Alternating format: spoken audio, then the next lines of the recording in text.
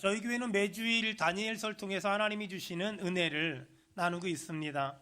어떤 신학자들은 다니엘서를 구약의 예언서다라고 말하는 사람도 있는데, 이스라엘의 역사를 가만히 살펴보면 다니엘은 바벨론 시대, 그리고 바벨론이 망한 다음에 메데파사 시대, 그 당시에 활동했던 선지자였습니다. 이스라엘은 솔로몬 왕 때까지는 통일 왕국이었습니다. 그러다 솔로몬이 죽고 나서 아들 르호보암이 왕이 됐는데, 르호보암 때 정치를 잘못하는 바람에 나라가 두 동강이 났습니다. 북쪽은 여로보암, 남쪽은 솔로몬의 아들 르호보암이 통치하게 됐고, 시간이 많이 지나서 북이스라엘은 아수르에 의해서 멸망당했고, 남유다는 바벨론에 의해서 함락당했습니다. 그리고 다니엘은 바벨론의 포로로 끌려갔습니다. 그리고 얼마 있다가 바벨론이 망하고 메데파사라는, 우리가 소위 잘 알고 있는 이 페르시아라는 그런 나라가 등장했어요. 오늘 본문도 다니엘이 환상을 본 것을 기록한 책이에요. 자, 여러분, 환상을 봤다는 건 뭐냐면요, 지금 일어난 일이다, 아니면 앞으로 일어날 일이다. 지금 일어난 일이다 라고 생각하면, 지금 일어난 일이 아니라 앞으로 일어날 일이다 라고 생각하면 가장 정확합니다. 그러니까 다니엘서 11장은 지금 일어난 일을 보고 기록한 것이 아니라 하나님이 앞으로 일어날 일을 다니엘에게 보여주신 내용이다. 자, 그렇게 생각하면 됩니다. 자, 그렇다면 하나하나 우리 읽으면서 설명할게요. 다니엘이 다니엘서 11장의 환상을 언제 봤냐? 11장 1절입니다. 다 같이 읽겠습니다. 시작. 내가 또 메대 사람 다리오 원년에 일어나 그를 도와서 그를 강하게 한 일이 있었느니라. 자, 거기 언더라인 쳐보세요. 내가 또 메대 사람, 메대라는 건 페르시아 말하거든요. 페르시아 사람 다리오 원년, 다리오가 왕이 된 첫 해에 다니엘이 꿈을 꿨어요. 다니엘서 11장에 대한 꿈을 꿨어요. 자, 그리고 다니엘서 11장에 나오는 이야기들은 언제냐? 자, 굉장히 중요한 얘기 할 거니까 저 보세요. 이렇게 다니엘이 메대 사람 다리오가 왕이 된 첫 해에 꿈을 꾼 이야기를 다니엘이 다니엘서 11장에 기록했어요. 근데 꿈 얘기가 뭐냐? 자, 다니엘이 바벨론의 포로로 끌려왔을 때가 느부갓네살 왕 때, 그리고 바벨론이 망하고 나서 어느 나라가 생겼다고요? 메데파사, 페르시아가 생겼다 그랬어요. 그 다음 페르시아가 망하고 나서 헬라 제국, 소위 여러분 잘 알고 있는 알렉산더 대왕이 만든 헬라 제국이 태어나기 시작했어요. 이 지금 다니엘이 꾼 꿈의 내용은 알렉산더의 헬라 제국이 망하고 나서 4개의 나라로 쪼개졌는데, 왜냐하면 알렉산더에겐 아들이 없었거든요. 그러다 보니까 네 명의 부하가 4개의 나라로 쪼갰는데, 이 4개의 나라가 서로 영토 싸움을 아니라 각축전을 벌였어요. 근데 문제는 그 4개의 나라 한가운데 이스라엘이 있었던 거예요. 이 4개의 나라가 서로 막 싸우려고 하잖아요. 그럼 반드시 이스라엘, 유다 지역을 통과해야만 했어요. 그러니까 유다 입장에서는, 이스라엘 입장에선 우리는 싸울 마음도 없는데 이쪽에서 지나가다가 건드리고, 저쪽에서 지나가다 건드리고, 또 저쪽에서 지나가다 건드리고, 저쪽에서 지나가다 건드리고, 그러니까 이스라엘은 맨날 전쟁터였어요. 특별히 이스라엘을 중심으로 남유다와 남쪽과 북쪽으로 이 4개의 나라가 분할 통치를 했거든요. 여러분 혹시 들어보셨나요? 프톨레미 왕조, 공부를 열심히 했어야 아는 거예요. 프톨레미 왕조, 또 하나는 셀루쿠스 왕조, 뭐 이런 이야기가 세계사 시간에 잘 나와요. 아마 그 공부를 잘한 우리 신광명 집사님은 알 거라고 생각하지만, 어쨌든 프톨레미 왕조, 셀루쿠스 왕조가 있었는데, 이 프톨레미 왕조는 그 남쪽을, 또 셀루쿠스 왕조는 북쪽을 이렇게 통치하면서 서로 땅 따먹기 전쟁을 계속했어요. 그 중간에 끼었던 이스라엘만 맨날 본인들의 의지와 상관없이 주워 터지는 그런 역할을 했어요. 어떤 역사학자가 그런 얘기 하더라고요. 이스라엘 역사와 우리나라 역사가 정말 똑같다. 뭐 그러면서 이런 말이에요. 우리나라는 한 번도 남의 나라를 침공한 적이 없다고. 여러분, 우리나라도 남의 나라 침공했어요. 광개토대왕도 남의 나라 갔잖아요. 자꾸만 이렇게 미화시키면 안 돼요. 어쨌든 간에 이 다니엘서 11장은 다니엘이 메데파사의 왕 다리오가 왕일 때 꾼 꿈인데, 문제는 다리오가 꾼 이 환상이 언제적 얘기냐? 시간이 많이 지나서 메데파사가 망하고 헬라 제국이 망하고 4개의 나라가 세워져서 서로 막 각축전을 벌일 때, 그러니까 굉장히 훗날 이야기를 다니엘이 오늘 다니엘서 11장의 꿈을 꾼 거예요. 그래서 어떤 신학자들은 다니엘서를 다니엘이 쓰지 않았다라고 얘기했던 사람도 있어요. 왜냐하면 다니엘서 11장을 여러분 한번 집에 가서 세계사 만화책 있잖아요. 딱 갖다 놓고 헬라 제국 이후편을 딱 펼쳐놓고 다니엘서 11장과 헬라 제국 이후편을 비교해 가면서 읽으면은 정말 똑같아요. 틀린 게 하나도 없어요. 너무 똑같고 너무 확실하니까 당황스러울 정도예요. 어떤 경우는 소름이 끼칠 정도예요. 아니, 몇백 년 뒤에 일어난 일을 어떻게 이렇게 정확하게 썼을까? 기가 막힐 정도로 맞아떨어져요. 그러다 보니까 어떤 신학자들은 다니엘서는 다니엘이 쓴 것이 아니라 후대 사람이, 헬라 제국이 세워지고 헬라 제국이 망하고 4개의 나라가 각축전쟁을 벌이고 그 나라가 망하는 걸 본 사람이 다니엘서 11장을 썼다라고 주장했던 사람이 있어요. 하지만 그 주장은 별로 설득력이 없는 게, 헬라 제국이 시작되고 망하고 4개의 나라가 세워지고 또 망하고 이 모든 걸 보려면 최소한 수백 년을 살아야 되거든요. 그러니까 그 신학자의 주장은 그냥 억지일 뿐이에요. 그런데 왜 이런 억지스러운 주장이, 다니엘서는 다니엘이 쓴 것이 아니라 후대에 어떤 사람이 썼다고 그런 말들을 하기 시작했을까? 너무 잘 맞으니까, 너무 똑같으니까, 하나도 틀린 게 없으니까, 성경에 기록된 말씀이 하나도 틀린 게 없고 하나도 잘못된 게 없고 하나의 오차도 없으니까 수많은 신학자들이 이거는 보지 않고는 쓸 수 없는 이야기야 라고 이야기했던 거예요. 하지만 저는 거기에 조금 명분을 제시하자면, 다니엘서만 그렇습니까? 그렇지 않아요. 구약 성경을 보면 신약 성경에 정말 그대로 이루어졌어요. 메시아가 나사렛에서 자랄 거라는 거, 이 모든 것들이 기록된 대로 그대로 진행됐거든요. 메시아가 베들레헴에서 태어날 거라는 거 그대로 이루어졌거든요. 이사야 53장에 보면 우리 너무 잘 아는 말씀, 그가 찔림은 우리 허물이라며, 그가 상함은 우리 죄악 때문이라, 그가 징계를 받음으로 너희가 평안을 누렸고 그가 채찍에 맞음으로 너희가 나음을 입었도다. 아니, 그 약속의 말씀이 수천 년이 지난 예수님의 골고다 현장에서 그대로 재현되잖아요. 시편에 보니까 로마 병정들이 예수님의 옷을 제비 뽑아 나눠 가질 거래요. 아니, 골고다 언덕에서 그대로 재현되잖아요. 이런 걸 보면 여러분 잘 기억하세요. 하나님의 모든 말씀은 정답입니다. 하나님의 모든 말씀은 틀림이 없습니다.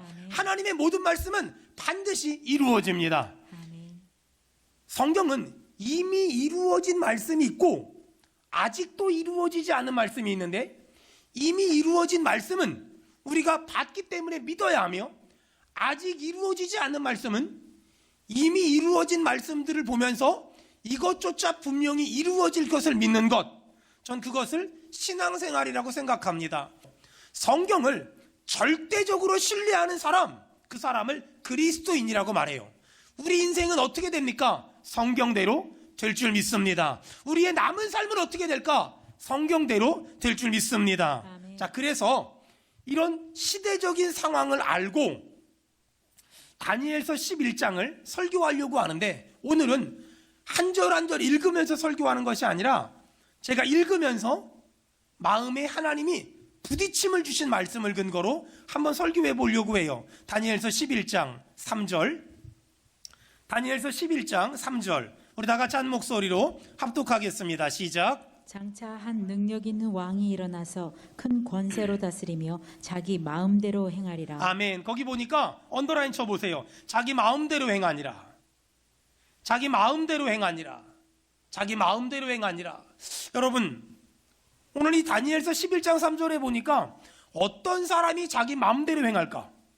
거기 보니까 능력 있는 왕이 큰 권세로 다스리며, 다시 말해서 어떤 사람이 자기 맘대로 멋대로 사냐면 힘 좀 있다고 생각하는 사람이, 아는 것 좀 있다고 생각하는 사람이, 배운 것 좀 있다고 생각하는 사람이, 큰 권세가 있다고 생각하는 사람이, 돈 좀 있다고 생각하는 사람이, 자리가, 권력이, 힘이 있다고 생각하는 사람들이 자기 마음대로 행해요.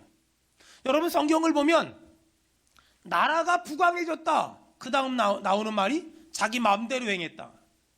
어떤 사람이 힘이 생겼다, 그 다음 나오는 말이 자기 마음대로 행했다 라고 말해요. 사사기에는 마지막 장 마지막 절에 뭐라고 나왔냐면 자기의 소견에 옳은 대로 행했다 라고 말해요. 우리가 자녀를 키워보잖아요. 어릴 적엔 현주야 너 이렇게 해라, 네 목사님. 현주야 이거 하지마, 네 목사님. 근데 어느 정도 크잖아요. 현주야 이렇게 해라, 내 맘대로 살게 내버려 둬요. 이게 애들이 사춘기가 이래요. 여러분, 내가 아는 게 없고 가진 게 없고 배운 게 없고 연약하고 부족하다고 생각하면 내 맘대로 멋대로 살지 않아요. 근데 내가 뭘 좀 안다, 뭘 좀 배웠다, 뭘 좀 가졌다, 뭘 좀 할 수 있다 라고 생각하는 사람들은 내 맘대로 내 멋대로 살기가 너무 쉬워요. 사사기의 버전으로 말하면 내 소견에, 자기의 소견에 옳은 대로 행하기가 너무 쉬워요. 하지만 여러분 기억하세요. 내가 가지고 있는 지식, 내가 가지고 있는 지혜, 내가 가지고 있는 힘, 내가 가지고 있는 권력, 내가 가지고 있는 건강, 누가 주셨을까요? 여러분, 하나님이 주신 거 맞습니까? 아멘. 하나님이 주신 거예요. 그렇다면 하나님이 지금 내가 가지고 있는 지식, 지혜, 건강, 힘, 권력, 돈 주셨다는 걸 믿는 사람은, 그 모든 걸 하나님이 주셨다는 걸 믿는 사람은 하나님 눈치 보고 살아야 돼요. 그 모든 걸 정말 하나님이 주셨다는 걸 믿는 사람이라면 하나님 눈치 볼 줄 알아야 돼요. 하나님 눈치를 보는 건 굉장히 중요한 거예요. 여러분, 저는 지난 19년 동안 열심히 목회했어요. 그리고 할 수만 있다면 하나님 눈치를 보며 살려고 무던히도 애썼고 무던히도 고민했어요. 그리고 이번에 한 성도의 아픔을 겪으면서 저는 지난 한 주간 동안 많이 무너졌었어요. 그리고 많이 넘어져 있었어요. 그리고 어저께 하나님이 저에게 참 많은 생각을 하게 하셨고 많은 기도를 하게 하셨어요.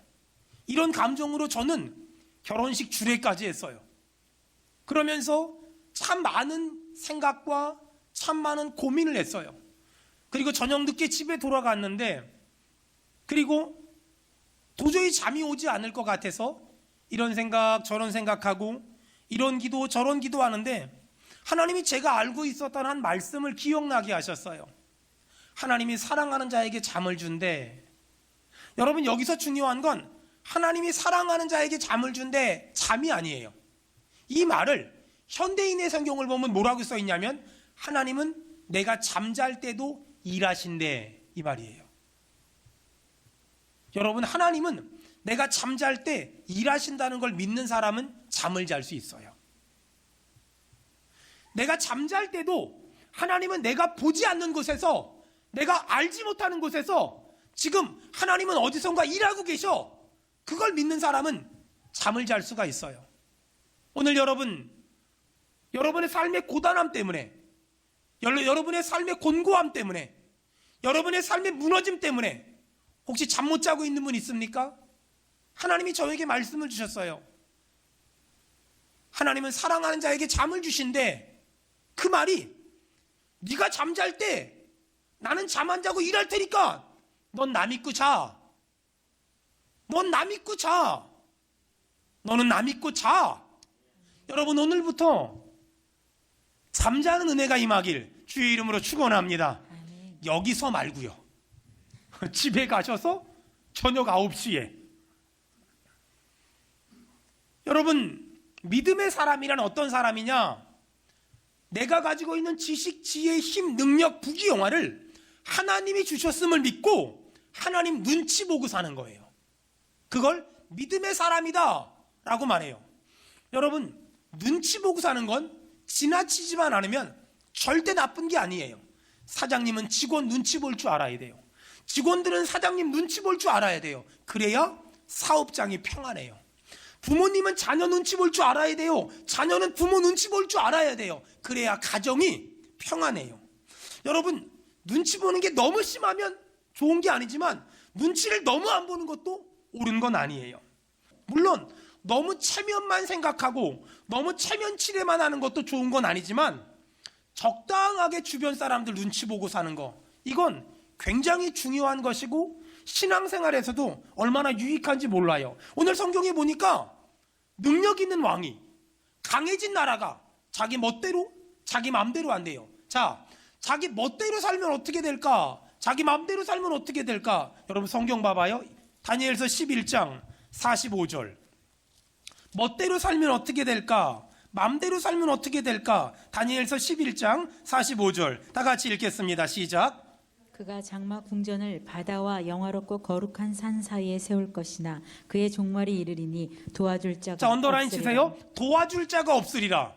만일 내가 맘대로 살면, 만일 내가 멋대로 살면 그 결과가 어떻게 되냐? 도와줄 자가 없게 된다는 거예요. 여러분 혹시 지금 여러분 마음대로 뭔가를 하고 싶습니까? 여러분 뜻대로 뭔가를 하고 싶습니까? 여러분 성격대로, 기질대로, 성질대로 뭔가를 하고 싶습니까? 여러분 기억하세요. 절제하세요. 절제하는 것이 하나님의 뜻이에요. 특별히 제가 우리 성도들에게 부탁하고 싶은 건, 지금 혹시 여러분의 위치가, 여러분의 자리가 내가 마음만 먹으면 어떤 일을 할 수 있어, 내가 결단만 하면 어떤 일을 할 수 있어, 이런 입장이라면, 이런 상황이라면 잘 들으세요. 옆에 눈치를 봐야 하는 사람을 꼭 두세요. 옆에 눈치를 봐야만 하는 사람을 절대 제외시키지 마세요. 내가 눈치를 봐야 하는 사람을 절대 없애지 마세요. 여러분, 눈치를 봐야 하는 사람 때문에 하고 싶은 일을 못하게 돼요. 눈치를 봐야 하는 사람 때문에 내 멋대로 맘대로 못 살아요. 그것이 저주나 재앙이 아니에요. 그것이 복이고 그것이 은혜예요.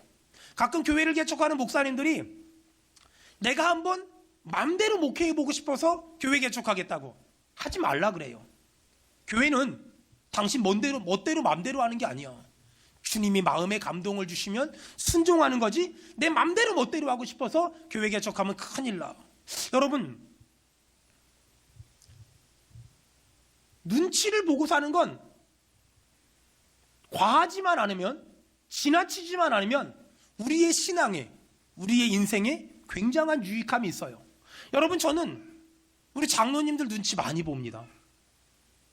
우리 장로님들이 눈치를 줘서 눈치를 보는 것이 아니라, 장로님들은 원래 제 옆에서 제가 변질되지 않도록, 제가 타락하지 않도록, 제가 망가지지 않도록 도피라는 사람들이잖아요.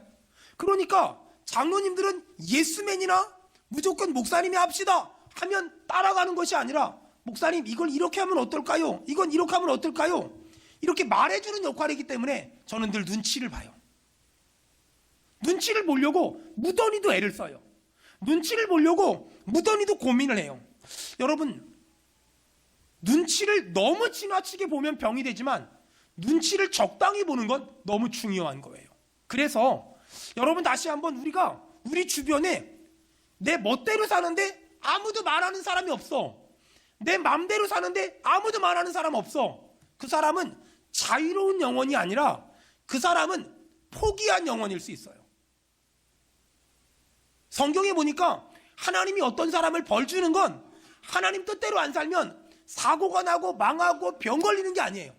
성경에 보니까 하나님이 버린다는 건, 하나님이 벌 준다는 건 그 사람을 내는 포기하는 거예요. 네 멋대로 살게, 네 맘대로 살게 내버려 두는 거예요. 여러분, 내가 맘대로 사는데, 내가 멋대로 사는데 아무도 말해주는 사람 없어? 그건 은혜가 아니에요. 그건 절대로 축복이 아니란 말이에요. 저는 우리 성도들이 주변에 있는 사람들을 적당히 눈치 보고 살 수 있는 은혜. 내가 어떤 사업을 하려고 하는데 가족들 눈치 보니까 좀 아닌 것 같아. 그럼 올 스톱. 내가 어떤 일을 한번 하려고 하는데 주변에 있는 사람들 눈치 보니까 아닌 것 같아. 그럼 스톱할 수 있는 거. 주변에서 말하건 말건 상관없이 난 하고 말 거야. 그거 병이에요. 그거 바르지 않아요. 그거 은혜롭지 않단 말이에요. 여러분, 지금 제가 너무너무 사랑하는 한국교회가 세상에 많은 욕을 먹고 많은 비난을 받고 있어요. 코로나 기간이 길어지다 보니까 어떤 교회들은 예배를 드리게 해달라고 여러 가지 제스처를 취고 여러 가지 액션을 취해요. 또 반대로 어떤 교회들은 이미 다 문 닫았어요. 굉장히 어렵고 굉장히 힘들어요. 모든 분야가 힘들겠지만 교회도 굉장히 힘든 가운데 있어요. 그래서 이번에 구정 때 선물을 여기저기 나눠줄 텐데 그냥 문 앞에 갖다 놓으면 안 돼요. 교회 문 닫았을지도 모르기 때문에 전화해보고 확인해보고 나눠줘야 돼요. 근데 말이에요, 그러다 보니까 어떤 사태가 벌어지냐, 어떤 교회는 치고 나가서 우리는 예배하겠다, 어떤 교회는 문 닫아버려요. 여러분, 그러면 안 돼요. 예전에 제가 봤던 영화 중에 300이라는 영화가 있거든요. 그 로마 영화인데 그 전쟁 영화예요. 근데 거기 보니까 그 막 온몸이 근육질인 남자들이 많이 나오는데 이들이 전쟁이 났는데 방패를 딱 들고 대우를 갖추고 있어요. 근데 그 뒤에 명령하는 그 대장이 뭐라고 말하냐면 대우를 흩뜨리지 말라고. 어떤 사람은 조급해서 방패를 들고 먼저 나가요. 이 사람이 이길 것 같지만 먼저 나간 사람과 뒤에 대우를 갖춘 사람 중에 틈이 벌어지면 적은 거길 치고 들어와요. 그러면 다 죽어요. 다 망해요. 전쟁에서 치는 방법은 간단해요. 대우가 쓰러지면 치는 거예요. 근데 지금 한국교회는 어떤 사람들은 치고 나가고 어떤 사람은 아예 무너져 버렸어요. 그러다 보니까 지금 갈등하고 아프고 힘든 거예요. 여러분, 이럴 때일수록 조급하면 안 돼요. 이럴 때일수록 성급하면 안 돼요. 이럴 때일수록 빨리 뭔가를 하려고 하면 안 돼요. 지금은 견뎌야 돼요. 지금은 버텨야 돼요. 지금은 참아야 돼요. 지금은 인내해야 돼요. 여러분, 그런 의미에서 본다면 주변 사람들 눈치 볼 줄 아는 거, 주변 사람들 의식할 줄 아는 건 굉장히 은혜로운 거고 굉장히 복된 거예요. 내 마음대로 살지 마세요. 내 마음대로 결정하지 마세요. 내 마음대로 판단하지 마세요. 하나님에게 물어봐야 돼요. 내가 그렇게 하는 것이 하나님의 뜻입니까? 내가 그렇게 판단하는 것이 하나님의 뜻입니까? 내가 그렇게 결정하고 내가 그렇게 결단하는 것이 하나님의 뜻이 맞습니까? 물어야 돼요. 여러분, 내가 옳다고 옳은 게 아니에요. 내가 맞다고 맞은 게 아니에요. 왜? 내 생각은 언제나 바뀔 수 있어요. 내 판단은 언제나 바뀔 수 있어요. 내 입장에 따라, 내 직분에 따라, 내 처지에 따라, 내 상황에 따라, 내 생각에 따라, 특별히 내 나이에 따라. 창피하지만 제가 지금 제일 후회하는 게 하나 있어요. 저는 여러분 알다시피 가끔 설교할 때 얘기하니까 2살 때 아버지가 돌아가셨거든요. 그리고 한 2, 3년 전에 해마다 거기 가는 게 너무 싫은 거예요. 혼자. 얼굴도 모르는 아버지. 근데 만약에 제가 조금만 더 천천히 아버지 묘를 없애가지고 다 뿌려버릴 생각을 늦게 했다면 아마 저는 없애지 않았을 것 같아요. 예전에는 그게 맞다고 생각했어요. 명절 때마다 거기 가는 게 정말 싫더라고요. 근데 그걸 없애고 나니까 마음이 좀 안 좋아요. 그렇다고 무슨 제사를 지내고 이런 게 아닌데 그냥 제 추억이 하나 없어진 것 같은 그런 아쉬움이 제 안에 가끔 물밀듯이 밀려올 때가 있어요. 여러분, 어떤 사람들은 목사님 이것이 하나님의 뜻입니다. 이것이 하나님이 기뻐하는 일입니다. 라고 말하는 사람들을 아주 가끔 만날 때가 있어요. 하지만 정말 그것이 하나님의 뜻일까? 하나님의 뜻이 아닐까? 검증해야 돼요. 점검해야 돼요. 자, 그렇다면 하나님의 뜻인지 아닌지를 어떻게 검증하고 어떻게 점검할 수 있을까? 여러분 잘 들어보세요. 하나님이 우리에게 주시는 말씀, 하나님이 우리에게 주시는 응답은 절대로 변하지 않아요. 절대로 틀림없어요. 절대로 정답이에요. 근데 문제가 뭐냐면 하나님의 응답을 받는 우리는 불완전하고 불온전하고 또 연약하기 때문에 하나님이 주신 응답을 내가, 불완전한 내가, 연약한 내가 잘못 해석할 수 있고 잘못 이해할 수 있어요. 여러분 동의하십니까? 그걸 인정을 해야 돼요. 하나님의 응답은 온전하고 완전하지만 온전하고 완전한 하나님의 응답을 받아들이는 내가 때로는 내 기분이나 감정에 따라 잘못 받아들일 수 있다는 걸 인정해야 돼요. 그러면 내가 하나님의 뜻이라고 생각했던 것들을 검증하는 과정을 거치고 또 검토하는 과정을 거쳐야 돼요. 자, 그렇다면 어떻게? 이렇게 하면 돼요. 내가 하나님의 뜻이라고 확신하는 것들을 좀 주변에 물어봐야 돼요. 주변에 물어봐야 돼요. 집사님, 제가 이게 하나님의 뜻인 것 같은데 집사님은 어떻게 생각해요? 여러분, 이렇게 물어본다는 게 어떤 건 줄 아세요? 이런 거예요. 나만 하나님의 응답을 받는 사람이 아니라 이 사람도 기도해서 하나님의 응답 받는 사람 아닐까요? 이 사람도 기도해서 하나님의 응답 받는 사람 아닐까요? 그런 내 주변에 있는 사람들의 신앙과 인격을 존중한다면 내가 나만 하나님의 응답을 받았다고 우기지 말고 내 주변 사람도 기도해서 응답을 받는 사람이라는 걸 인정하고 물어봐야 돼요. 여러분, 제가 당회를 들어가기 전에 장로님들한테 한 일주일 전에 안건들을 올려요. 이런 안건을 가지고 이번에 회의할 겁니다. 장로님들 기도해 주세요. 일주일 뒤에 당회를 열어요. 그리고 물어봐요. 장로님, 기도하면서 하나님이 어떤 마음을 주셨어요? 장로님, 기도하면서 하나님이 어떤 마음을 주셨어요? 저는 기도하는데 하나님이 이런 마음을 주셨는데요. 근데 신기한 건 얘기하다 보면 생각이 하나가 돼요. 마음이 하나가 돼요. 그럼 하는 거예요. 근데 생각이 하나가 안 돼요? 마음이 하나가 안 돼요? 그럼 나중에 합시다. 생각이 하나가 되면 합시다. 여러분, 제가 왜 그럴까요? 보세요. 어떤 분들은 당회 인도할 때 뭐라 그러냐면 제가 기도할 때 하나님이 이런 감동 주셨습니다. 합시다. 장로님들 따라오세요. 단 한 번도 그런 적이 없어요. 왜 그럴까요? 저는 하나님은 목사에게만 응답하는 분이 아니라 장로님들에게도 응답 주는 분이잖아요. 집사님들에게도 응답 주는 분이잖아요. 우리 청년들에게도 응답을 주는 분이잖아요. 그걸 믿는다면 내 생각만 하나님의 뜻이라고 우기지 말고 주변에 물어봐야 돼요. 하나님이 나에게 이런 감동을 줬는데 집사님 생각은 어때요? 집사님 기도하다가 하나님이 감동 주시면 얘기 좀 해줘봐요. 집사님 생각은 어때요? 하나님 기도하다가 하나님이 감동 주시면 얘기 좀 해줘봐요. 여러분, 사람들이 왜 주변 사람들한테 오픈하고 물어보지 않는 줄 알아요? 아쉽게도 내가 가지고 있는 하나님의 뜻이라고 생각하는 확신이 자신이 없어서 그래요.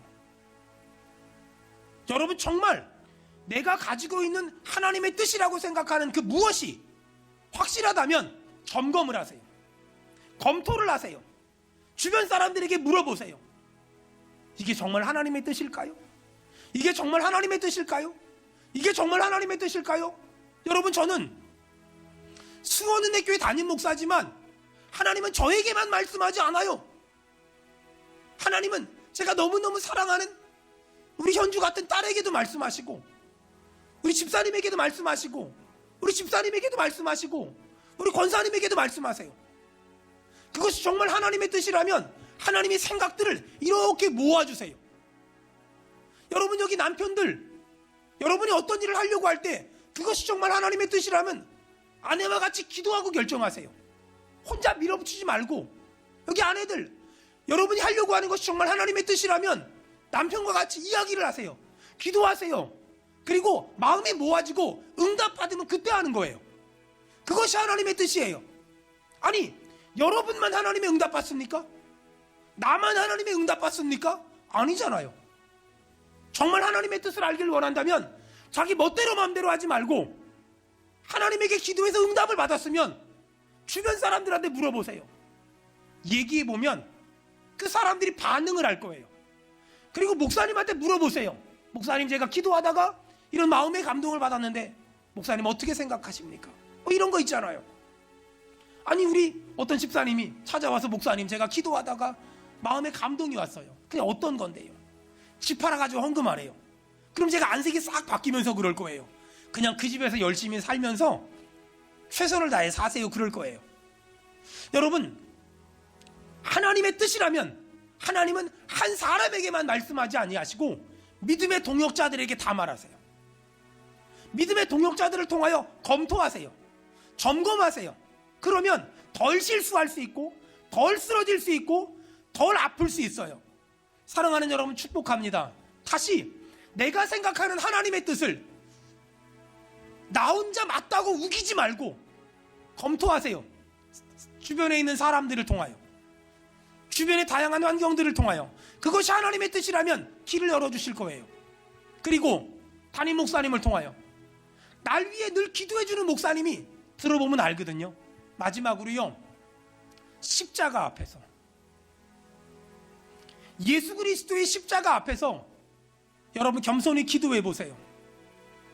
주님이 여러분에게 말씀하실 거예요. 여러분 한번 두 손을 모아 보세요. 그리고 이 시간 기도할 거예요. 주님, 내가 하나님의 뜻이라고 생각했던 것들 중에서 혼자 우기고 있는 건 없는지요?